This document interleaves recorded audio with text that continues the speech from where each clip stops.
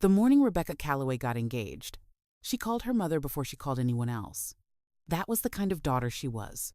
She stood in the kitchen of her small Chicago apartment, the diamond still unfamiliar on her finger, her heart so full she could barely speak. Daniel had proposed at the restaurant where they'd had their first date, the same corner table, the same candle, the same waiter who pretended not to watch. It was quiet and perfect and entirely them. Rebecca had cried. Daniel had cried. The waiter definitely cried. "Mom," she breathed when the call connected. He asked me. There was a pause, barely a second, but Rebecca would remember it later with the clarity of a scar. Then her mother said, "Oh, sweetheart, that's wonderful," in the voice she used when something was fine but not fascinating. Rebecca told herself she was imagining it. She drove home to Naperville the following weekend with Daniel, a bottle of champagne, and a PowerPoint she'd built titled Our Vision Venue Ideas, color palettes, a timeline. Her family was gathered in the living room. Her mother, Carol, her father, Gene, and her younger sister, Vanessa, who was 26 to Rebecca's 30. Prettier in the way that had always been silently acknowledged, louder in the way that had always been silently rewarded. Dinner was warm enough. Gene shook Daniel's hand with real feeling. Carol admired the ring with real admiration. Rebecca exhaled. It was after dinner, when Daniel stepped outside to take a work call and Gene disappeared to watch the game, that it happened.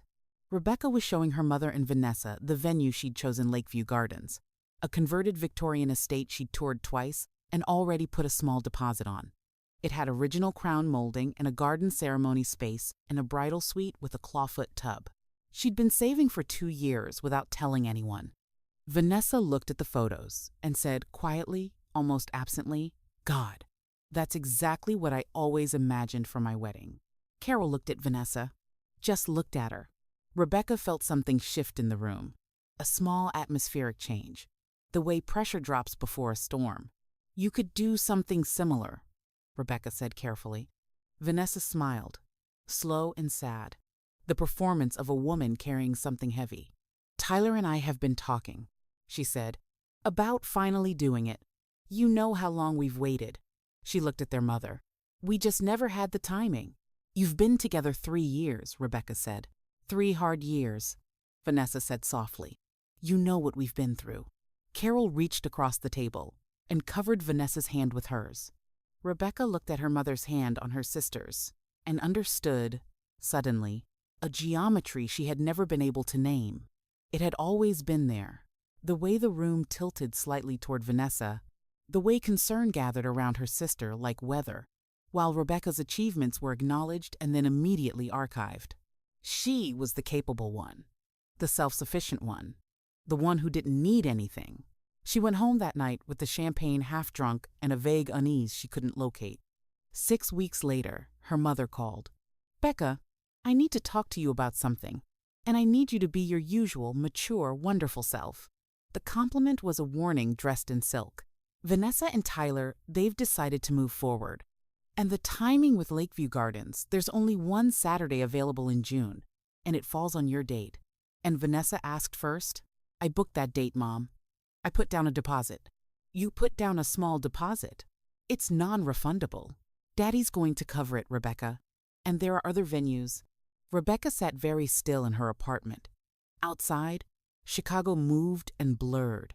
She pressed her hand flat against the kitchen counter and felt the cold of the stone through her palm like a lifeline. "She didn't ask first," Rebecca said. Her voice was very quiet. "I was there. I remember." There was silence on the line. Then her mother said, "She needs this more than you do, sweetheart. You've always been the strong one." The call ended. Rebecca stayed at the counter for a long time. The diamond on her finger caught the light and threw small rainbows on the ceiling. She watched them until they disappeared. Daniel tried. She had to give him that. He sat across from her at their kitchen table with his jaw set and his eyes careful and said, "Tell me what you want to do. Whatever you decide, I'm with you." He meant it. She could see that he meant it. And somehow, that made the hollow feeling worse that he was good and the situation was still this. She told him she'd think about it. She went to bed. She stared at the ceiling for 4 hours. What she didn't tell Daniel was that she'd already called the venue. She'd asked if there was any flexibility. The coordinator, a kind woman named June, who'd shown Rebecca the clawfoot tub herself, had said carefully that the Calloway family had called and formally transferred the booking, that a full payment had been made, and that she was sorry. She thought everything had been settled between the family members. Transferred. As if Rebecca's deposit was a library book. She went to her parents' house the following Sunday, alone. She needed to do this without Daniel's steadiness beside her, without someone to be composed for. Her mother met her at the door with the specific warmth of someone who has already decided the conflict is over. Jean was in the kitchen. Vanessa was upstairs. Rebecca sat at the dining room table, where she'd eaten 10,000 dinners, and said, plainly, "I want you to explain to me how this happened." What followed was the most civilized devastation of her life. Carol explained gently, lovingly, with the patient tone of someone clarifying a misunderstanding, that Vanessa had been struggling, that Tyler had nearly left her twice, that this wedding was, for Vanessa, a lifeline, that Rebecca had Daniel, who was stable and wonderful, and Rebecca had her career, and Rebecca had always landed on her feet. Carol used those exact words, landed on her feet, as if Rebecca's self-sufficiency were a fact of nature, rather than years of quiet labor, and that Vanessa needed the family to rally around her right now. "I need my family to rally around me," Rebecca said. "I'm your daughter. I'm getting married. You'll still get married," her father said from the kitchen doorway, "just differently." "The florist," Rebecca said. "Did Vanessa take the florist too?" Silence. She had. The florist Rebecca had interviewed twice, the one who remembered she was allergic to stephanotis, the one whose portfolio Rebecca had bookmarked for 18 months. Vanessa had hired her for June. "She didn't know you'd already spoken to her," Carol said. Rebecca looked at her mother's face at the absolute, sincere belief in what she was saying, and understood something terrible. Her mother wasn't lying. She genuinely didn't see it. She had looked at both of her daughters her entire life, and simply seen more in Vanessa's direction. Not malice, not conspiracy, just a slow, lifelong lean that had become so natural it felt like gravity. Rebecca stood. She gathered her purse.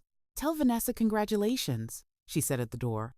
She drove 4 blocks, pulled over, and sat in her car for 40 minutes. She didn't cry. She was somewhere past crying. She was in a flat, gray place she had never visited before, a geography of complete clarity where everything was visible and nothing was warm. She and Daniel had their wedding. October, not June. A rented ballroom, not Lakeview Gardens. The florist was perfectly competent. The food was good. Her dress was beautiful. In the photos, Rebecca was smiling. Daniel's hand was on the small of her back. Her parents were in the front row, beaming. Vanessa was her maid of honor.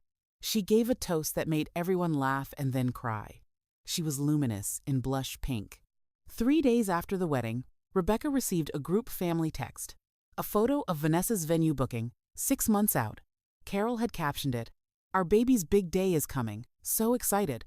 Rebecca put her phone face down on the counter and left it there for most of the evening. That night, in the quiet, something in her went very still. Not broken, not even angry. Still, like a thing that had made a decision. She didn't tell Daniel. That was the first decision. Not because she didn't trust him, but because what she was feeling was hers alone, a private country she hadn't invited anyone into yet. She needed to understand its borders before she gave anyone else a map. She started keeping a journal. Not an emotional one, not lists of grievances or tearful entries. A factual one.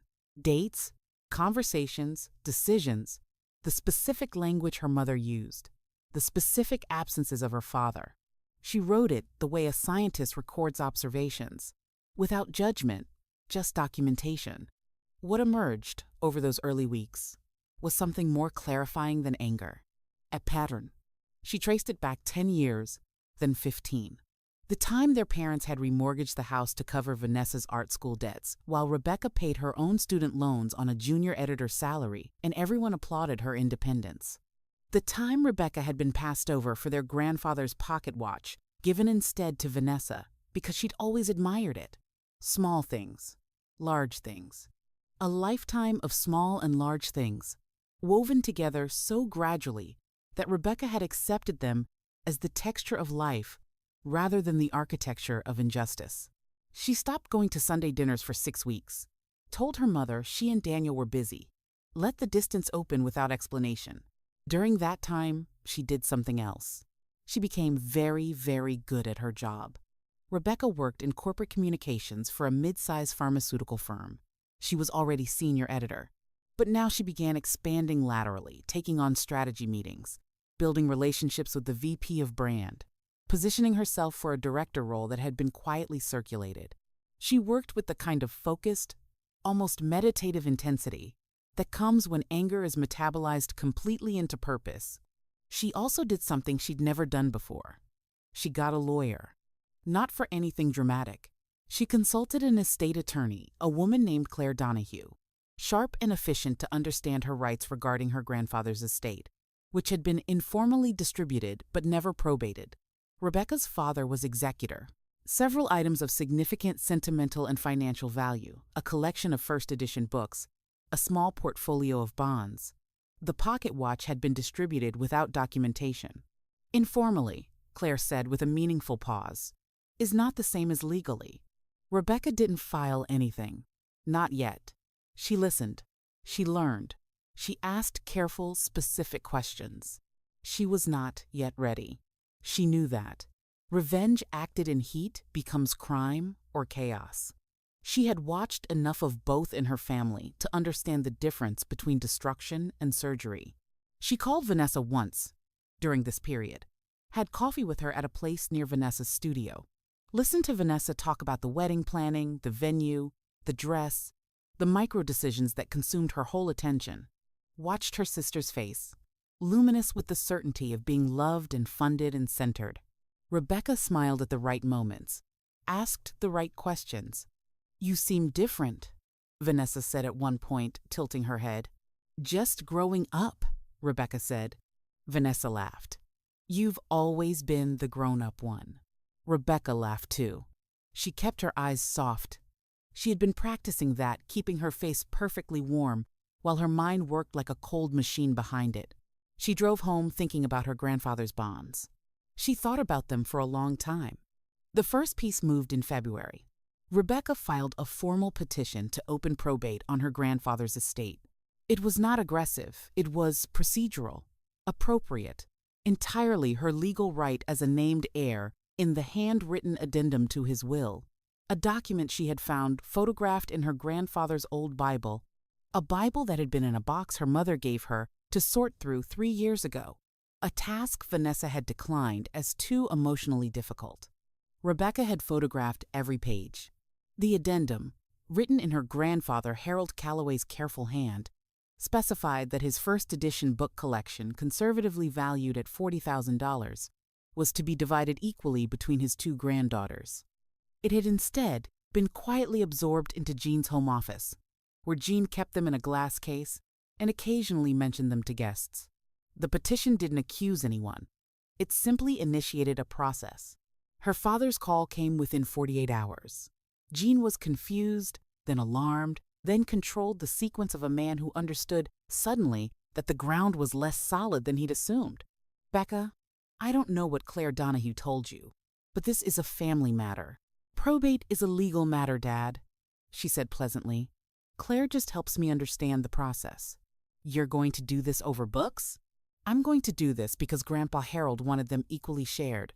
I'm honoring his wishes. She kept her voice warm the entire time. The legal process would take months. That was fine. Rebecca was working with months. Meanwhile, she was promoted to Director of Communications in March. The announcement went company-wide. She negotiated her package quietly and precisely, emerging with a salary that represented a 34% increase and a seat at the leadership table. She called her mother to share the news. "Oh, that's wonderful," Carol said, in that same fine but not fascinating voice. Then, "Sweetheart, are you sure about this probate thing? It's causing your father a lot of stress, and with Vanessa's wedding coming, tell me how the seating chart is coming," Rebecca said. She spent the next 6 weeks doing something specific. She began, very carefully, and through entirely legitimate channels, ensuring that Vanessa's primary financial patron, Tyler's father, Martin Gould, a man who'd quietly promised to fund the young couple's first home purchase, became aware of some information. Not fabricated information, real information. Public information about Tyler's secondary credit card, which showed a recurring charge to an address in River North that did not belong to Vanessa. Rebecca had not gone looking for this. She had simply, once, helped Vanessa organize her cloud account after a phone upgrade standard older sister logistics, and had seen a notification that she was never meant to see. She had photographed it, filed it away, said nothing. She sent the information to Martin Gould through a single, clean, anonymous message from an email account created on a library computer. No drama, no revelation. Just a fact, delivered to the person whose financial decisions would be most meaningfully altered by it. She never knew exactly what Martin Gould said to Tyler. She only knew what happened next. The wedding didn't happen. That was the headline. If headlines are what you wanted. Tyler and Vanessa ended their engagement 11 days before the ceremony. The venue, Lakeview Gardens, was booked and paid and would not be refunded. The florist, Rebecca's original florist, had a contract. Vanessa moved back into her childhood bedroom. Jean and Carol orbited their younger daughter in a new orbit of crisis and care. Rebecca attended none of it directly. She was in Seattle for a conference when it broke. She found out through a text from her mother, the tone of which was both devastated and somehow obliquely accusatory, as if Rebecca's absence from proximity was itself a kind of violence. "Your sister needs you. I hope you'll call her." Rebecca looked at the message for a while. She was sitting in a hotel bar, a glass of wine in front of her, the Space Needle visible through the window in the dark. She thought about calling Vanessa. She reached for her phone twice. The third time she reached for it, she called Daniel instead. "Hey," he said, the warm, ordinary sound of him. "How's Seattle?" "Good," she said. "I miss you. Come home soon." She looked at the window. "Daniel," she said, "I need to tell you some things." She told him all of it. Not strategically, not carefully all of it. The journal, Claire Donahue, the photographs, Martin Gould. Her voice was steady until it wasn't. He listened without interrupting, which was the kind of man he was. When she finished, there was silence. "Rebecca," he said finally, quiet, "the Martin Gould thing. I know. Did you know about Tyler before?" "Yes," she said. "For about 8 months." Another silence. "Why didn't you tell Vanessa?" And here was the twist that Rebecca had not planned, had not engineered, had not put in the journal. The answer that came out of her mouth surprised her completely. "Because I wanted to use it," she said. "And I've been sitting in this hotel bar for an hour realizing I'm not sure who I became to do that." She had done something true. Tyler was cheating. Martin Gould should have known. Vanessa was spared a marriage built on a lie. The outcome, measured objectively, was not wrong. But the intention, the calculation, the waiting, the filing away was something Rebecca hadn't fully examined until this moment. Until saying it aloud to the one person whose opinion of her actually governed anything. The probate petition was legitimate. The books were hers by right. But the rest of it, the cold architecture of it, the patience she'd mistaken for strength, she sat with that in the Seattle dark and felt its full weight for the first time. She flew home the next morning. She called Vanessa from the cab. Vanessa cried. Rebecca didn't. They talked for 40 minutes. And Rebecca said nothing about Tyler, nothing about what she knew, nothing about Martin Gould. She just listened. She said, "I'm sorry, and I'm here, and I know," and meant all three. The probate was resolved 4 months later. Rebecca received half the books. She kept 2, her grandfather's copy of Fahrenheit 451 and a first edition Steinbeck, and donated the rest to the Chicago Public Library in Harold Calloway's name. She never told Vanessa about Tyler's other address. Vanessa found out on her own, a year later, through ordinary heartbreak. And Rebecca, who had spent 2 years building the architecture of justice, who had been right about almost everything, who had won by every measurable standard, sat in her kitchen one evening and understood the thing that had taken her so long to see. She had spent 2 years becoming the kind of woman who could outmaneuver the people who underestimated her. And the tragedy was that she'd had to become her own judge, her own jury, and her own warden to do it, and the verdict on herself was still out. The diamond on her finger caught the evening light, threw small rainbows on the wall. She watched them this time until they reached the window. The most dangerous thing a woman can do is learn that she is capable of everything she feared in others and choose, with full knowledge, who she wants to be anyway.